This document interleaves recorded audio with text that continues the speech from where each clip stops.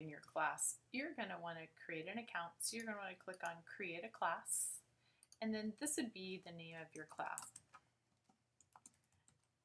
And you'll want to pick a password and put in your email address. And then this is what's going to display, and then this can be your class name. So again, I'm going to go ahead and put Sloan's class. You need to type in the verification code. And then I'm going to create my class. Oops.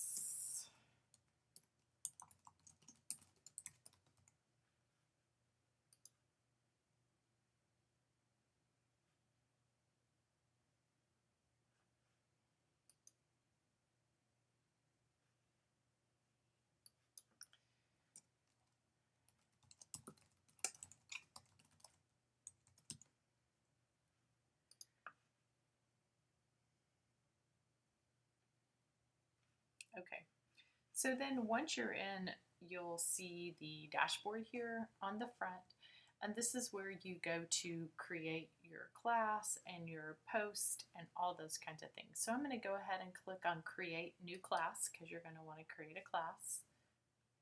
And this is one's class, and then I'm going to click on add a class. Okay. And so now I've created a class for my group. So I'm going to click on my classes, and I can put in a code for my class so I could have my secret code for students to join to be fun, and then click on join. So now when my students want to do that, they'll be able to go through and use students. I'm going to work on my privacy settings. Users in my class, I'm going to then go ahead and look down and see students may read teacher's post, which I'm totally fine with that. I can say that I want to monitor it and make sure that before I allow it to be posted, I look at it. I can make sure that I get an email every time somebody posts, so that sometimes helps so that then you can know when a student posts if you're going to manage it. And then I can allow students to insert media if they would like to. Again, that's a choice. And then once I'm done and I have all my settings ready to go, then I am going to go ahead and click Save Changes.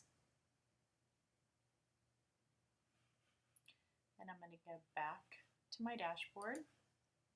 And then I want to go ahead and add students to my class. So I can add in the students that I want, and I'm just going to put that, and then I can put a password, and I can say I want to leave them as a student, and then I can continue to add new students. And you can have everybody have the same password, or you can create different passwords. So notice that I've added a couple students to my class.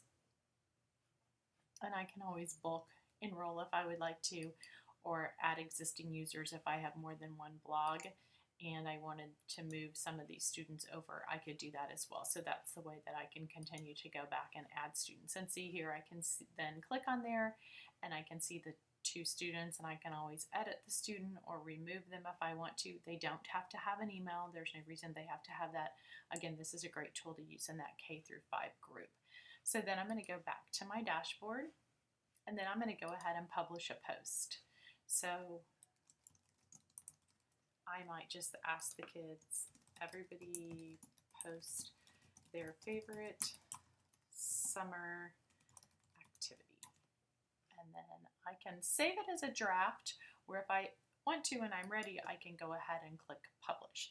So now I can see on this that here's my blog, everybody posts their favorite summer activity, and then everybody can start to post on that.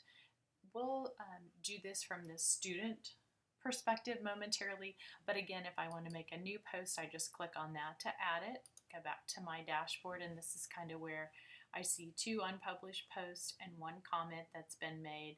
something I need to approve, so I can go here and approve it and approve it. So it's just giving you kind of some ideas of how to do that. So again, that's kind of the beginning steps of getting started with the blog. We'll go into some greater detail in some further videos.